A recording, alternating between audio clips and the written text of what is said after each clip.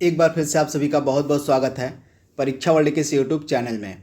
दोस्तों, उत्तर प्रदेश लेखपाल भर्ती परीक्षा के लिए भारतीय राष्ट्रीय आंदोलन की जो टॉप 50 इम्पॉर्टेंट एमसीक्यूज की हम सीरीज चला रहे थे, उसका जो भाग 3 है उसको आज हम यहाँ पे कंप्लीट करने वाले हैं। तो चलिए वीडियो को बिना किसी देरी के स्टार्ट करते हैं और देख लेते हैं कि आज का हमारा जो टॉप 50 एमसीक्यूज का भाग 3 है, इसमें हमने कौन कौन से बेहतरीन भारतीय राष्ट्रीय आंदोलन के प्रश्नों को सम्मिलित किया हुआ है। तो चलिए वीडियो को शुरू करते हैं।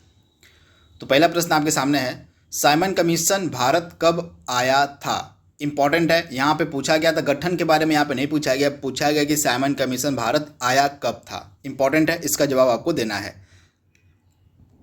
तो राइट आंसर आपका क्या होने वाला है, तो साइमन कमीशन भारत कब आया था, तो 1928 में भारत आया था। यानी कि ऑप्शन आपका जो बी है यहाँ पे बिल्कुल सही हो जाएगा। 1928 में जो है साइमन कमीशन भारत आया था। तो इसके बारे में आपको याद रखना है, इंपॉर्टेंट है। तो राइट आंसर आपका क्या हो जाएगा, ऑप्शन जो आपका बी है यहाँ पे बिल्कुल सही है। यहाँ पे साइमन कमीशन से जुड़े बहुत सारे इंपॉर्टेंट फैक्ट को यहाँ पे मैंने लिखा हुआ है। साइमन कमीशन से अगर आपके एग्जाम में कोई भी प्रश्न पूछा जाएगा तो इस फैक्ट से बाहर नहीं पूछा जाएगा। तो आइए इसको देख लेते हैं। तो नवंबर 1927 में, ये डेट आप याद कर लीजिएगा, नवंबर 1927 में ब्रिटिश गवर्नमेंट के द्वारा सर जॉन साइमन की अध्यक्षता में इंडियन स्टैट्यूटरी कमीशन का गठन किया गया। यानी कि इसका जो साइमन कमीशन का जो ऑफिशियल नाम था यह था इंडियन स्टैट्यूटरी कमीशन। तो ये बात भी आपको याद रखनी है। इसे भारत के भावी प्रशासनिक सुधारों यानी कि संवैधानिक सुधारों के संबंध में सिफारिश देनी थी। किस लिए यह साइमन कमीशन का गठन किया गया था, कि भारत के भावी प्रशासनिक सुधारों या संवैधानिक सुधारों के संबंध में सिफारिश देने के लिए जो है इस साइमन कमीशन का गठन किया गया था ब्रिटिश गवर्नमेंट के द्वारा नवंबर 1927 में। इसका ऑफिशियल नाम आप याद कर लीजिएगा, इंडियन स्टैट्यूटरी कमीशन। इसके बाद लॉर्ड इरविन जो उस वायसराय था, और मतलब लॉर्ड इरविन के कहने पर ही जो है आपके भारतीयों को साइमन कमीशन से बाहर रखा गया था। ये फैक्ट आपको याद रखना है।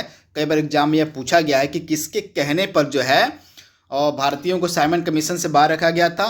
तो लॉर्ड इरविन के कहने पर ही जो भारतीय थे उनको साइमन कमीशन से बाहर रखा गया था। सुपर इंपॉर्टेंट फैक्ट है, बहुत बार एग्जाम में यह पूछा गया है। साइमन कमीशन को हम साइमन कमीशन के जो सदस्य थे ये सभी श्वेत थे, यानी कि वाइट थे। इसलिए साइमन कमीशन को जो है व्हाइट मैन कमीशन के नाम से भी जाना जाता है।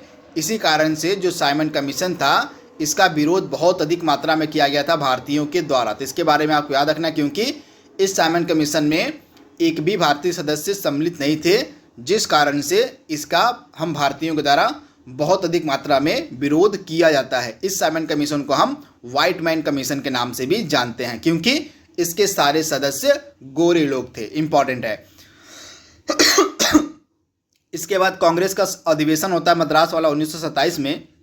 तो इसी कांग्रेस के मद्रास अधिवेशन में ही और इस साइमन कमीशन के बहिष्कार का निर्णय लिया गया था। तो फैक्ट भी आपसे पूछा जा सकता है कि कांग्रेस के किस अधिवेशन में साइमन कमीशन के बहिष्कार का निर्णय लिया गया था। तो कांग्रेस का जो मद्रास का सेशन था 1927 वाला, इसी में जो है साइमन कमीशन के बहिष्कार का निर्णय लिया गया था तथा इस अधिवेशन की अध्यक्षता की जाती है डॉक्टर अंसारी के द्वारा। तो इंपॉर्टेंट है, आप इसे नोट डाउन कर लीजिएगा। इसके बाद 3 फरवरी को फाइनली 1928 में साइमन कमीशन मुंबई पहुंचता है, जिसका बहुत अधिक मात्रा में मुंबई में विरोध किया जाता है साइमन गो बैक के नाम से। साइमन गो बैक के नाम से मुंबई जैसे ही यह साइमन कमीशन पहुंचता है इसका बहुत अधिक मात्रा में जो है विरोध किया जाता है।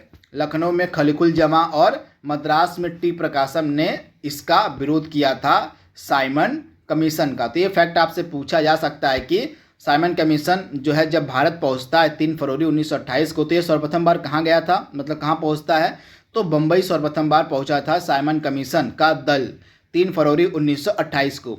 और इसका वहाँ पर बम्बई में बहुत अधिक मात्रा में विरोध देखने को मिलता है। तो इसके बारे में आपको याद रखना है, भूलना नहीं है। इसके बाद लखनऊ में खलीकुल जमा और मद्रास में टी प्रकाशम ने इसका विरोध किया था। तो ये फैक्ट आपको याद रखना है, इंपॉर्टेंट है। इसके बाद अगला प्रश्न आपके सामने है, साइमन कमीशन का भारत में विरोध क्यों किया गया था। तो अब तक इसका आंसर आप जान गए होंगे, क्योंकि इसमें एक भी भारतीय सदस्य सम्मिलित नहीं था, जिस कारण से साइमन कमीशन का जो है भारत में विरोध किया गया था। तो ऑप्शन जो आपका यहाँ पे ए है, यहाँ पे बिल्कुल सही हो जाएगा। इसके बारे में आपको याद रखना इंपॉर्टेंट है, डायरेक्टली आपसे एग्जाम में यह प्रश्न पूछा जा सकता है। तो अगला प्रश्न आपके सामने है, आपकी स्क्रीन पर है। किसके सुझाव पर भारतीयों को साइमन कमीशन से बाहर रखा गया था? तो मैंने आपको अभी बताया है, लॉर्ड इरविन के सुझाव पर जो है भारतीयों को साइमन कमीशन से बाहर रखा गया था। तो ऑप्शन ए आपका बिल्कुल सही है। पंजाब केसरी की उपाधि किसे दी गई थी? तो लाला लाजपत राय को हम पंजाब केसरी के नाम से जानते हैं, तथा इनका जो मृत्यु है साइमन कमीशन का विरोध करते वक्त ही हो जाती, क्योंकि जब ये साइमन कमीशन का विरोध कर रहे थे तो पुलिस के द्वारा जो है, ब्रिटिश सरकार के द्वारा जो है लाठीचार्ज करवा दिया जाता है, जिस लाठीचार्ज में लाला लाजपत राय जी को गंभीर चोटें लग जाती हैं सर पे, जिसके कारण जो है इनकी मृत्यु हो जाती है इस साइमन कमीशन का विरोध करते वक्त। तो ये फैक्ट भी आपको याद रखना है, इंपॉर्टेंट है। लाला लाजपत राय को हम पंजाब केसरी के नाम से भी जानते हैं। अगला प्रश्न आपकी स्क्रीन पर है, और नेहरू रिपोर्ट जो है किसके द्वारा तैयार की गई थी? इंपॉर्टेंट है। तो नेहरू रिपोर्ट जो है किसके द्वारा तैयार की गई थी? तो नेहरू रिपोर्ट का संबंध आपका किसी न किसी तरह से साइमन कमीशन से है। तो मैं आपको इसका बैकग्राउंड बता देता हूं, तब इसका आंसर आपको बताऊंगा। तो जब हमारे द्वारा, हम भारतीयों के द्वारा साइमन कमीशन का बहुत अधिक मात्रा में विरोध किया जाने लगा, तो उस समय जो भारत का सचिव था लॉर्ड बर्केनहेड, यहाँ पे आप देख पा रहे हैं पूरा डिटेल में मेंशन किया हुआ है। तो उस समय जो भारत का सचिव था लॉर्ड बर्केनहेड, इसने हम भारतीयों को कहा कि आप जो है इस साइमन कमीशन का विरोध कर रहे हैं, तो क्या आप अपना संविधान का प्रारूप बनाकर हमें दे सकते हैं? क्या आप भारतीयों के द्वारा आपका संविधान का प्रारूप बनाया जा सकता है? तो यह जो है चुनौती दी गई थी लॉर्ड बर्केनहेड के द्वारा भारतीयों को कि अगर आप सक्षम हैं तो अपने संविधान का प्रारूप बनाकर हमें दे दीजिए। तो इसी चुनौती के जवाब में ही नेहरू रिपोर्ट को तैयार किया जाता है मोतीलाल नेहरू के द्वारा। तो यहाँ पे आप देख रहे हैं साइमन कमीशन की जगह यह एक वैकल्पिक आयोग था जो भारतीयों के द्वारा इसको बनाया गया था, नेहरू रिपोर्ट को। तो इसके बारे में आपको याद रखना इंपॉर्टेंट है, आपसे यह एग्जाम में पूछा जा सकता है। इसके बाद लॉर्ड बर्केनहेड जो भारत सचिव था, मैंने आपको बताया कि उसने चुनौती दी थी कि क्या आप साइमन कमीशन की जब बात आप नहीं मान रहे हैं, साइमन कमीशन का जब आप विरोध कर रहे हैं, तो क्या आप जो है आपके जो राजनीतिक दल हैं वे क्या आपके संवैधानिक सुधारों का प्रारूप तैयार कर सकते हैं? तो इसी के संबंध में जो है नेहरू रिपोर्ट को तैयार किया जाता है। तो लॉर्ड बर्केनहेड सचिव था, इसी की चुनौती के जवाब में जो है नेहरू रिपोर्ट को तैयार किया जाता है मोतीलाल नेहरू के द्वारा। यहाँ पे आप देख पा रहे हैं 1928 में मोतीलाल नेहरू की अध्यक्षता में एक समिति बनाई गई, जिसने अगस्त 1928 में नेहरू रिपोर्ट को प्रस्तुत किया। इसमें संवैधानिक सुधारों का खाका प्रस्तुत किया गया था, यानी कि जो संवैधानिक सुधारों के संबंध में साइमन कमीशन को जवाब देना था, बताना था, अब उस संवैधानिक सुधारों का जो खाका है नेहरू रिपोर्ट में प्रस्तुत किया गया भारतीयों के द्वारा। तो ये फैक्ट आपको याद रखना है। इस रिपोर्ट में क्या क्या खास बातें थी आइए देख लेते हैं। तो इस रिपोर्ट में खास बातें आपकी थी डोमिनियन स्टेटस, भाषाई आधार पर प्रांतों का गठन, वयस्क मताधिकार, मौलिक अधिकार जिसमें महिलाओं को समान अधिकार सम्मिलित थे, पृथक निर्वाचक मंडल की समाप्ति आदि महत्वपूर्ण बातें इसमें सम्मिलित थीं। तो ये कुछ इंपॉर्टेंट संवैधानिक सुधारों से जुड़ी बातें थी जो आपकी नेहरू रिपोर्ट में प्रस्तुत की गई थी। तथा यह जो नेहरू रिपोर्ट थी किसके द्वारा तैयार की गई थी, किसकी अध्यक्षता में तैयार की गई थी? तो मोतीलाल नेहरू की अध्यक्षता में, आप याद कर लीजिएगा इंपॉर्टेंट है, मोतीलाल नेहरू की अध्यक्षता में जो है 1928 में इस रिपोर्ट को तैयार किया गया था। इसके बाद जब यह रिपोर्ट तैयार कर ली जाती है तो नेहरू रिपोर्ट पर विचार करने के लिए 1928 में लखनऊ में एक सर्वदलीय सम्मेलन का आयोजन होता है। तो आप याद कर लीजिएगा, इस नेहरू रिपोर्ट पर विचार करने के लिए 1928 में लखनऊ में जो है एक सर्वदलीय, यानी कि जितने भी इंपॉर्टेंट दल थे उस समय, आप जैसे मुस्लिम लीग हो गया, इसके बाद बहुत सारे इंपॉर्टेंट दल, कांग्रेस हो गई, इसके अलावा हिंदू महासभा और भी बहुत सारे दल उस समय कार्य कर रहे थे भारत में। तो एक सर्वदलीय बैठक बुलाई जाती है, जितने भी इंपॉर्टेंट दल थे उनके जो लीडर थे उनको बुलाया जाता है और उनके साथ बैठक की जाती है 1928 लखनऊ में इस नेहरू रिपोर्ट पर विचार करने के लिए। इस सम्मेलन में इस सम्मेलन में जो मोहम्मद अली जिन्ना था उसके द्वारा, आप याद कर लीजिएगा, जिन्ना के द्वारा नेहरू रिपोर्ट को अस्वीकार कर लिया जाता है। तो आप याद कर लीजिएगा, इस सम्मेलन में जिन्ना के द्वारा नेहरू रिपोर्ट को अस्वीकार कर दिया गया तथा जिन्ना के द्वारा अलग से 14 सूत्री योजना पेश की गई थी। तो ये फैक्ट भी आपको याद रखना है। 14 सूत्री योजना किसके द्वारा पेश की गई थी? तो जिन्ना के द्वारा। क्यों पेश की गई थी? नेहरू रिपोर्ट को अस्वीकार करने के बाद ही जिन्ना ने 14 सूत्री योजना अलग से पेश की थी, जो योजना मुस्लिम लीग से रिलेटेड थी, मुस्लिम लीग के कल्याण से रिलेटेड थी, वह इसमें लिखी गई थी। इसके बाद 1928 में जो जवाहरलाल नेहरू और सुभाष चंद्र बोस थे, इन्होंने इंडिपेंडेंस ऑफ इंडिया लीग का गठन किया। अब इनके द्वारा इंडिपेंडेंस ऑफ इंडिया लीग का गठन क्यों किया गया? तो ये भी जो है आपके नेहरू रिपोर्ट से संतुष्ट नहीं थे। ये किस बात से संतुष्ट नहीं थे? तो इसमें आप देख रहे हैं डोमिनियन स्टेटस की जो बात कही गई है, इस बात से जो है आपके नेहरू जी और सुभाष चंद्र बोस जो है ये संतुष्ट नहीं थे। ये डोमिनियन स्टेटस की जगह पूर्ण स्वराज की मांग कर रहे थे। इनके डिमांड थी कि डोमिनियन स्टेटस की जो बात है अब बहुत पुरानी हो चुकी है, अब इसकी जगह पर हमें पूर्ण स्वराज की मांग करनी चाहिए। तो इसी बात को लेकर नेहरू जी और सुभाष चंद्र बोस ने जो है नेहरू रिपोर्ट का थोड़ा सा विरोध किया था। अब इसी की जगह पे जो जवाहरलाल नेहरू थे और सुभाष चंद्र बोस थे, उनके द्वारा 1928 में इंडिपेंडेंस ऑफ इंडिया लीग का गठन कर दिया गया। तो ये सारे फैक्ट आपके एग्जाम के लिए सुपर इंपॉर्टेंट है। आपसे यहां से प्रश्न पूछा जा सकता है। तो जो भी इंपॉर्टेंट टॉपिक मैंने इस वीडियो में सम्मिलित किए हुए हैं, उन इंपॉर्टेंट टॉपिक को डिटेल में मैंने एनालिसिस किया हुआ है, जिससे कुछ भी आपसे छूटे ना उस टॉपिक से रिलेटेड। तो यहाँ पे भारत सचिव का नाम आप याद कर लीजिएगा, और इसी ने जो है भारतीयों को चुनौती दी थी कि क्या आप संवैधानिक सुधारों का अपना खाका खुद तैयार कर सकते हैं, क्या आप लोग सक्षम हैं? तो इसी की चुनौती के जवाब में ही नेहरू रिपोर्ट को तैयार किया गया था भारतीयों के द्वारा, तथा इस नेहरू रिपोर्ट की अध्यक्षता की गई थी मोतीलाल नेहरू के द्वारा। तो ये इंपॉर्टेंट फैक्ट है। आप इसका चाहे तो आप स्क्रीनशॉट ले लीजिएगा, चाहे आप इसका नोट्स बना लीजिएगा।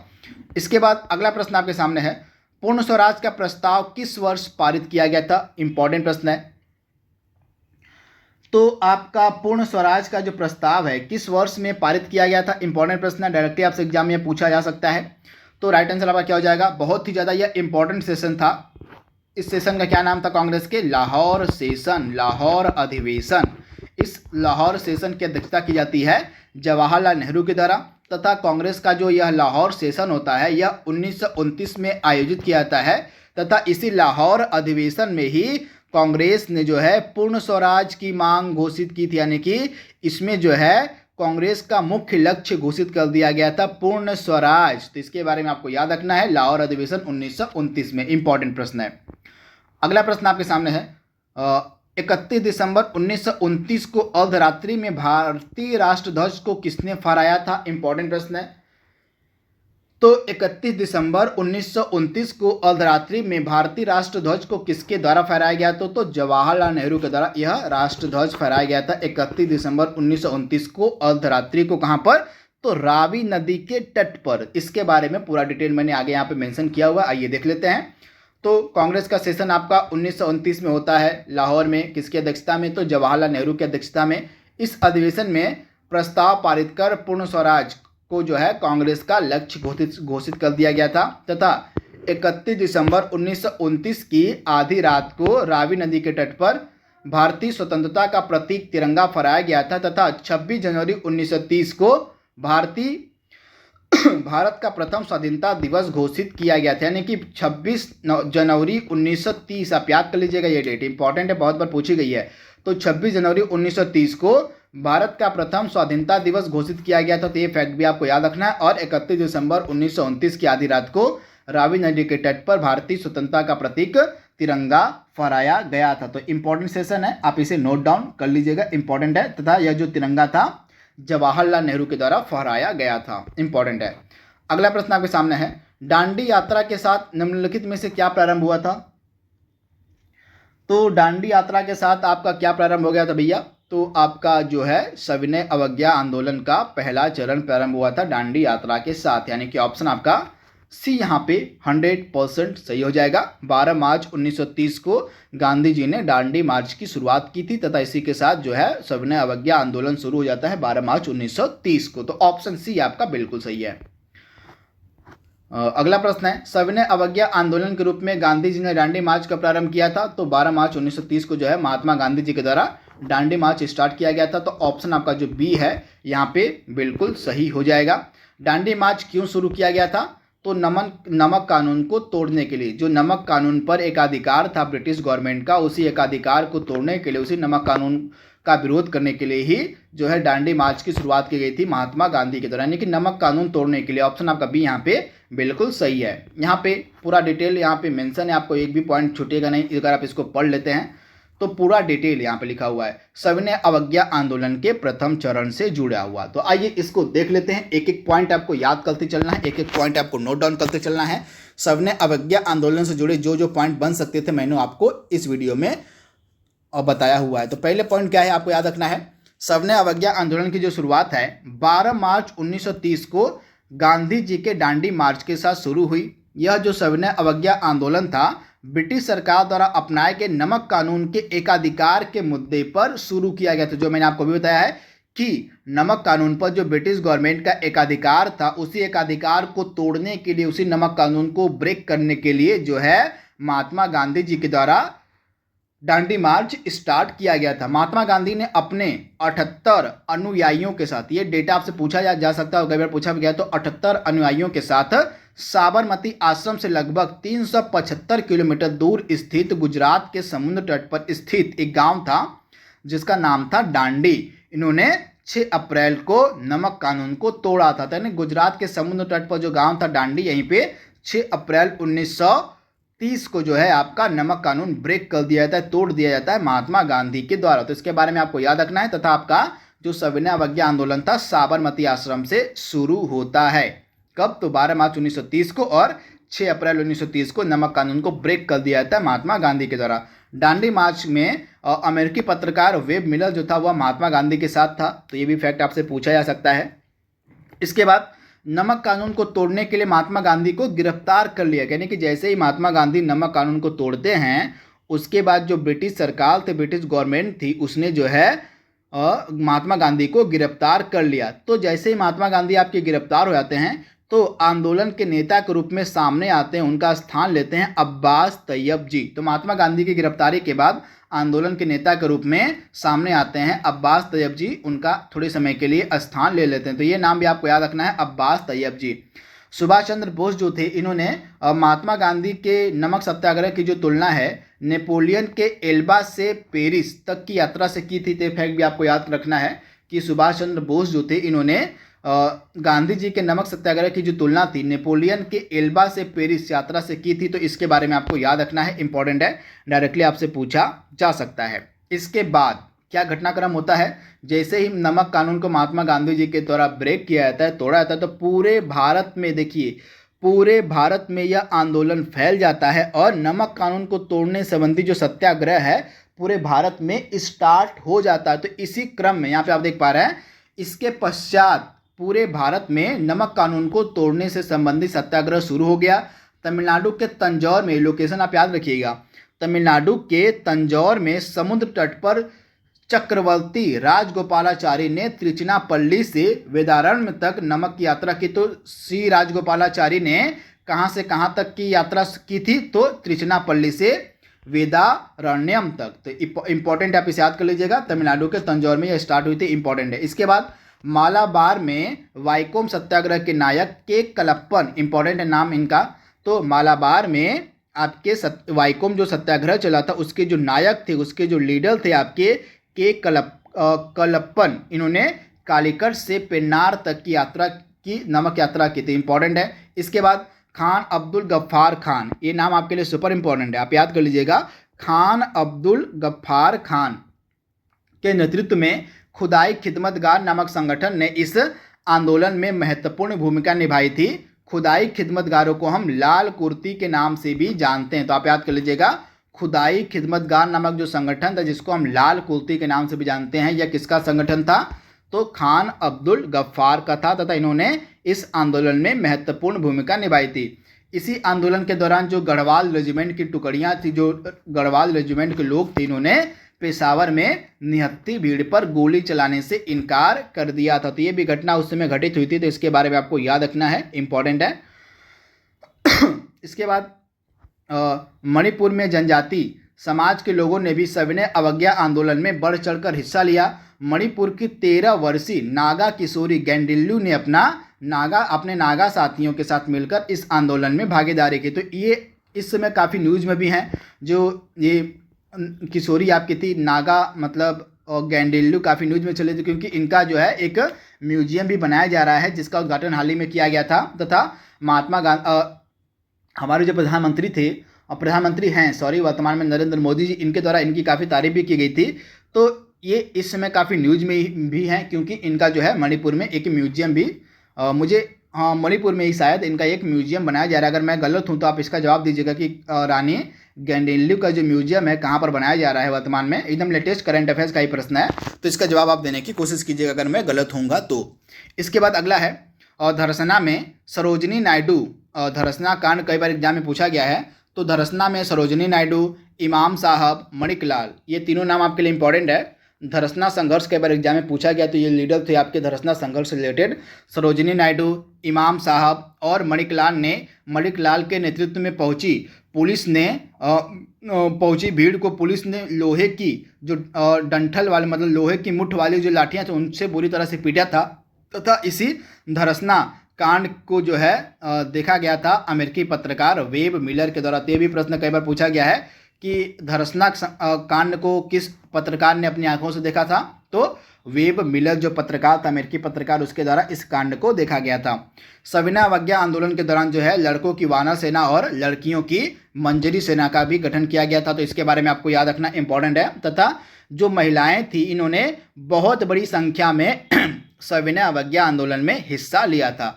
सरकार ने जवाहरलाल नेहरू और मोतीलाल नेहरू को गांधी जी से मिलाने के लिए यरवदा जेल में स्थानांतरित कर दिया था। यानी कि जैसे जैसे आंदोलन आपका बढ़ता जा रहा था तो गवर्नमेंट भी थोड़े चिंता में आ गए थे, तो इसने बातचीत करने के लिए महात्मा गांधी को यरवदा जेल में स्थानांतरित कर दिया था। तो इसके बारे में आपको याद रखना है, भूलना नहीं है। इसके बाद महात्मा गांधी ने यरवदा जेल को मंदिर कहा था। तो ये फैक्ट भी आपको याद रखना है, गांधी जी ने यरवदा जेल को मंदिर कहा था। तो ये सारे फैक्ट जो आपके सविनय अवज्ञा आंदोलन के प्रथम चरण से बन सकते थे, मैंने आपको सभी एक ही जगह पर बता दिया है। आई होप इससे आपसे एग्जाम में प्रश्न पूछा जाएगा तो इससे बाहर नहीं पूछा जाएगा, मैं आशा करता हूं। तो सविनय अवज्ञा आंदोलन आपका पूरा तरह से तैयार हो गया होगा, मैं समझ गया हूं।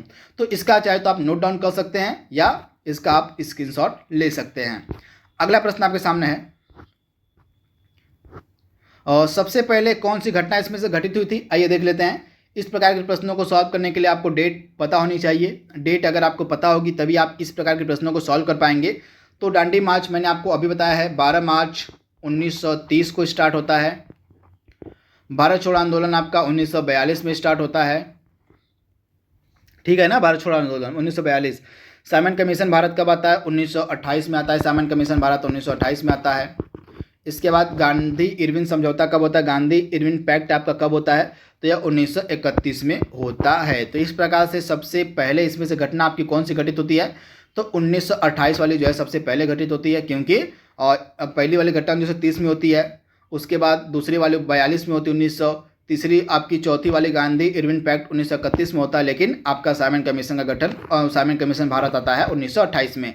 तो ऑप्शन आपका सी यहाँ पे बिल्कुल सही हो जाएगा। साइमन कमीशन जो है का आगमन भारत में 1928 में होता है। यह जो है घटना सबसे पहले घटित होती है। अगला प्रश्न आपके सामने है, भारतीय इतिहास में 6 अप्रैल 1930 की तिथि क्यों जानी जाती है, क्यों फेमस है, तो महात्मा गांधी द्वारा नमक कानून को तोड़ने के लिए। तो ऑप्शन आपका ए यहाँ पे बिल्कुल सही है। अगला प्रश्न आपके सामने है, नमक सत्याग्रह के समय गांधी जी के गिरफ्तार हो जाने के बाद आंदोलन के नेता के रूप में उनका स्थान कौन लेता है, तो अब्बास तैयब जी लेते हैं। तो ऑप्शन आपका ए यहाँ पे बिल्कुल सही है। आचार्य विनोबा भावे किस आंदोलन में भाग लेने के लिए प्रथम बार गिरफ्तार हुए थे, इंपॉर्टेंट प्रश्न है, फटाक से इसका जवाब देने की आप कोशिश कीजिए कि आचार्य विनोबा भावे जो थे ये किस आंदोलन में भाग लेने के लिए प्रथम बार गिरफ्तार हुए थे। आपसे एग्जाम में यह प्रश्न पूछा जा सकता है। तो राइट आंसर आपका क्या हो जाएगा, सविनय अवज्ञा आंदोलन। ऑप्शन आपका सी यहाँ पे बिल्कुल सही हो जाएगा, सविनय अवज्ञा आंदोलन। अगला प्रश्न आपके सामने है, सविनय अवज्ञा आंदोलन के दौरान कौन विदेशी पत्रकार महात्मा गांधी के साथ था? तो वेब मिलर था। मैंने आपको सभी डिटेल आपको बता दी है। जो भी प्रश्न आप आपके आगे मिलेंगे उनको आप आसानी से सॉल्व कर लेंगे। आई होप मैं ऐसा करता हूँ।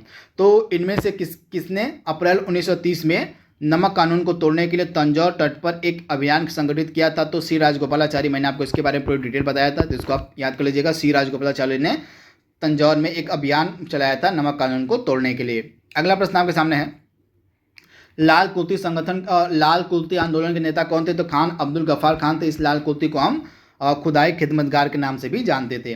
गांधी इरविन पैक्ट कब होता है? इंपॉर्टेंट है। तो गांधी इरविन समझौता होता है 5 मार्च 1931 को। ऑप्शन आपका ए यहाँ पे बिल्कुल सही हो जाएगा। 5 मार्च 1931 को गांधी इरविन समझौता होता है। तो इसके बारे में आपको याद रखना है। ऑप्शन ए आपका यहाँ पे बिल्कुल सही है।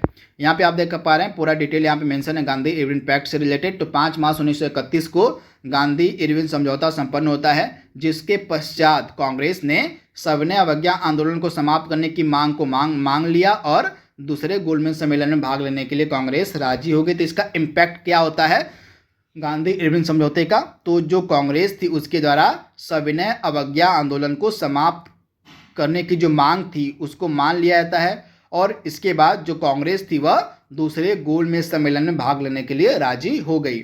सरोजिनी नायडू ने गांधी और इरविन को दो महात्मा कहा था। इंपॉर्टेंट है। गांधी इरविन समझौता, जिसको हम दिल्ली समझौता के नाम से भी जानते हैं, को मंजूरी प्रदान करने हेतु 29 मार्च 1931 को सरदार वल्लभ भाई पटेल की अध्यक्षता में कांग्रेस का कराची सेशन आयोजित किया जाता है। तो ये फैक्ट भी आपको याद रखना है।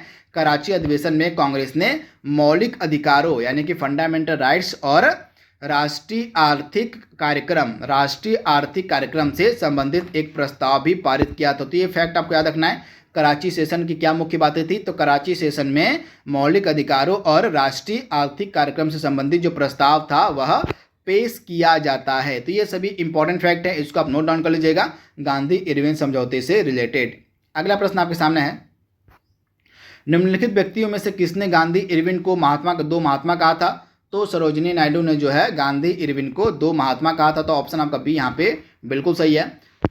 राष्ट्रीय कांग्रेस के कराची अधिवेशन की अध्यक्षता किसने की थी? मैंने आपको अभी बताया, सरदार वल्लभ भाई पटेल ने जो है 1931 में जो कराची का सेशन होता है इसकी अध्यक्षता की थी कांग्रेस के। तो ऑप्शन आपका भी यहाँ पे बिल्कुल सही है, सरदार वल्लभ भाई पटेल।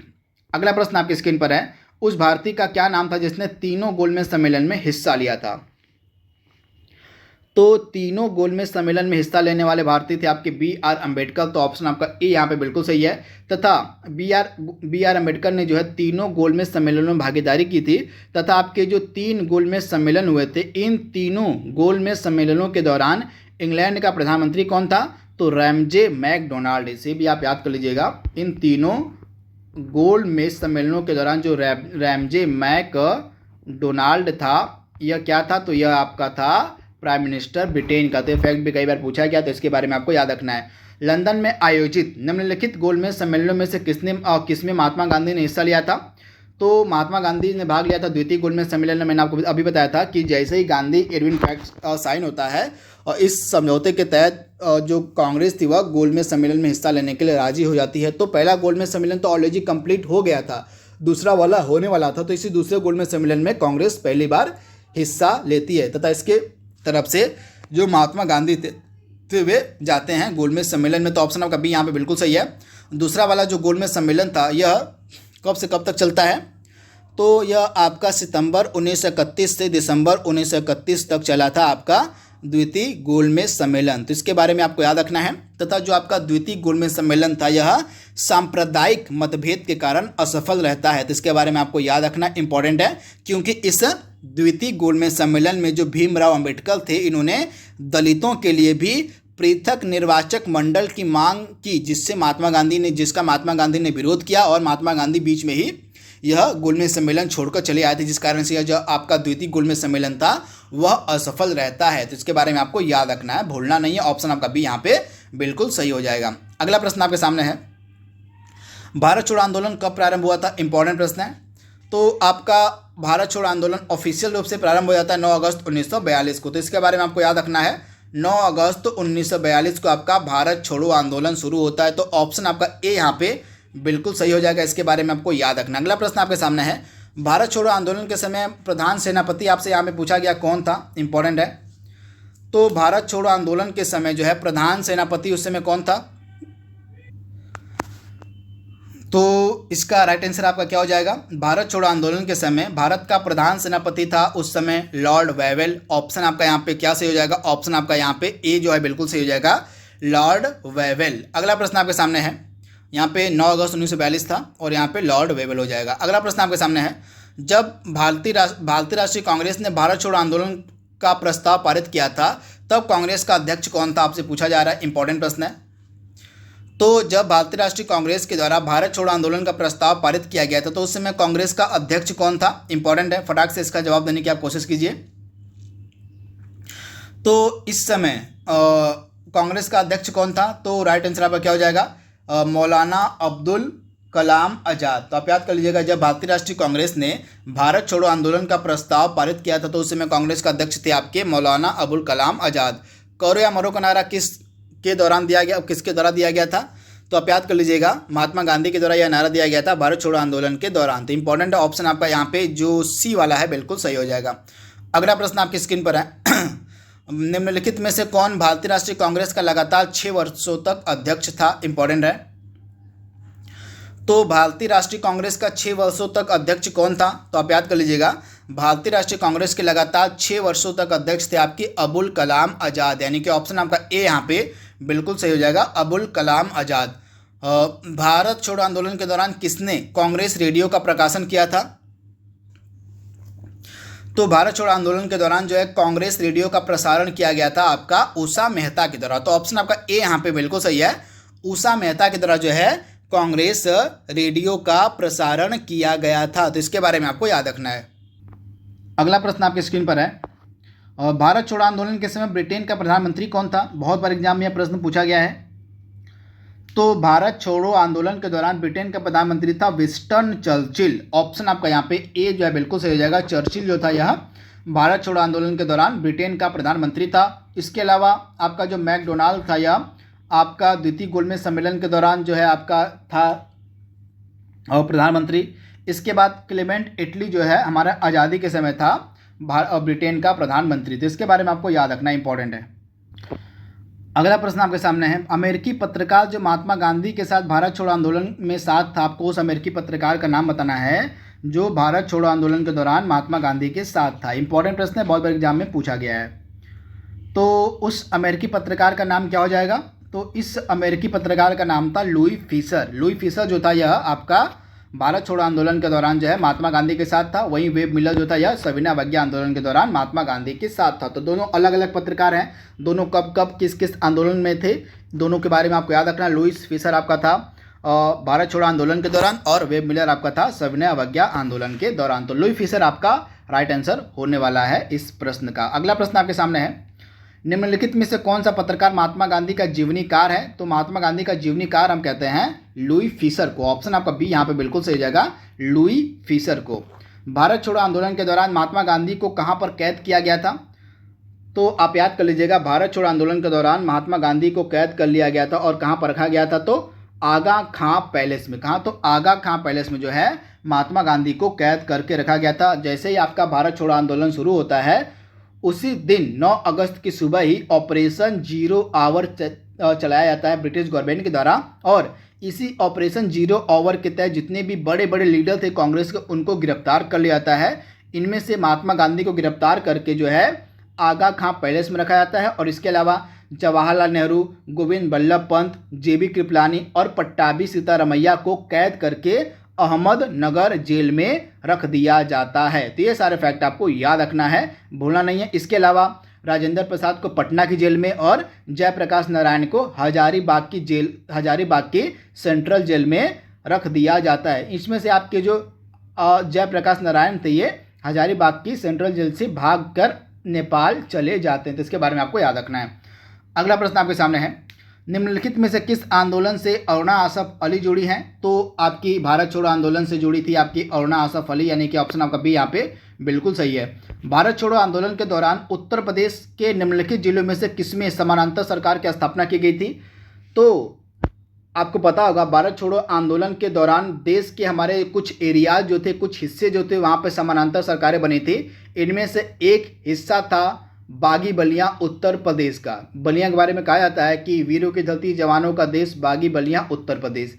तो यही बलियां था जहाँ पे सर्वप्रथम बार समानांतर सरकार की स्थापना होती है उत्तर प्रदेश में। तो किसके नेतृत्व में होती है? तो चित्तू पांडे के नेतृत्व में। आप याद कर लीजिएगा, चित्तू पांडे जी के नेतृत्व में जो है बलिया में समानांतर सरकार की स्थापना की जाती है। तो ये फैक्ट आपको याद रखना है। ऑप्शन आपका बी यहाँ पे बिल्कुल सही है। तो यहाँ पे हमने बलिया के समानांतर सरकार की बात की। इसके अलावा बंगाल के मिदनापुर में भी तामलुक नामक स्थान पर जो है जातीय सरकार की स्थापना की जाती है। तो इसके बारे में आपको याद रखना है, बंगाल के मिदनापुर जिले में तामलुक नामक स्थान पर जातीय सरकार की स्थापना की जाती है, इसी आपके भारत छोड़ो आंदोलन के दौरान। तो इसके बारे में आपको याद रखना है। इसके बाद एक सतारा में भी समानांतर सरकार बनती है तथा सतारा की जो समानांतर सरकार थी वह सबसे लंबे समय तक चलती है। तो ये सारे फैक्ट आपको याद रखना है। अगला प्रश्न आपकी स्क्रीन पर है, नेताजी सुभाष चंद्र बोस का जन्म कहाँ पर हुआ था? इंपॉर्टेंट है, डायरेक्टली आपसे पूछा जा सकता है।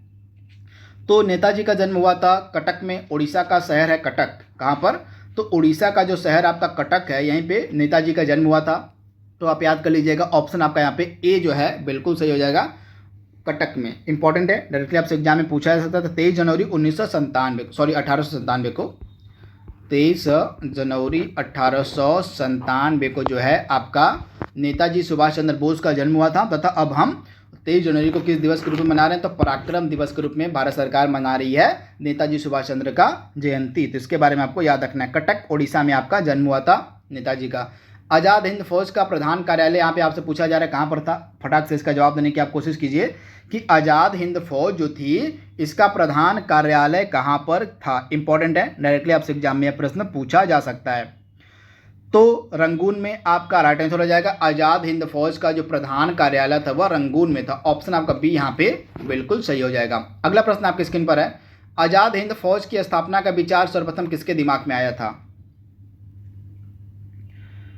तो आज़ाद हिंद फौज की स्थापना का जो विचार था सर्वप्रथम किसके दिमाग में आया था? फटाक से इसका जवाब देने की आप कोशिश कीजिए। तो मोहन सिंह आपका राइट आंसर हो जाएगा। ऑप्शन आपका ए यहाँ पे जो है बिल्कुल सही हो जाएगा। मोहन सिंह के दिमाग में सर्वप्रथम बार आज़ाद हिंद फौज के गठन का विचार आया था। तो ऑप्शन ए आपका यहाँ पे बिल्कुल सही है, मोहन सिंह। सुभाष चंद्र बोस ने स्वतंत्र भारत की पहली अंतरिम सरकार की स्थापना कहाँ पर की थी? फटाक से इसका जवाब देने की आप कोशिश कीजिए। तो सुभाष चंद्र बोस जी के द्वारा स्वतंत्र भारत की पहली अंतरिम सरकार की जो स्थापना थी कहां पर की गई थी? तो कब की गई थी? तो 31 अक्टूबर 1943 को। ये डेट आपके लिए इंपॉर्टेंट है। सॉरी, 21 अक्टूबर यहाँ पे है ना, 21 अक्टूबर यहाँ पे ऑप्शन ए वाला जो है 21 अक्टूबर 1943 को सुभाष चंद्र बोस ने सिंगापुर में भारत की अस्थायी सरकार की स्थापना की थी। तो इसके बारे में आपको याद रखना है। ऑप्शन आपका ए यहाँ पे बिल्कुल सही हो जाएगा। तो 21 अक्टूबर 1943 को कहां पर? तो सिंगापुर में। ऑप्शन ए आपका बिल्कुल सही है। अगला प्रश्न है, भारतीय स्वतंत्रता संग्राम के दौरान द फ्री इंडियन लीजन नामक सेना किसने बनाई थी?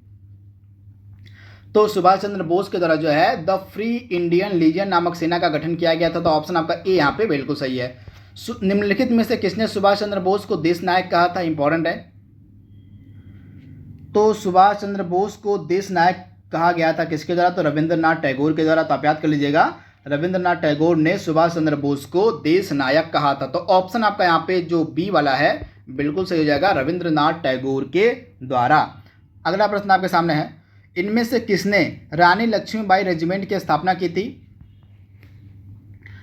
तो रानी लक्ष्मीबाई रेजिमेंट की स्थापना की गई थी सुभाष चंद्र बोस के द्वारा। तो ऑप्शन आपका सी यहाँ पे बिल्कुल सही हो जाएगा, सुभाष चंद्र बोस के द्वारा। निम्नलिखित में से आज़ाद हिंद फौज के किस अधिकारी ने लाल किले पर चलाए गए मुकदमे का सामना नहीं किया था? इंपॉर्टेंट प्रश्न है।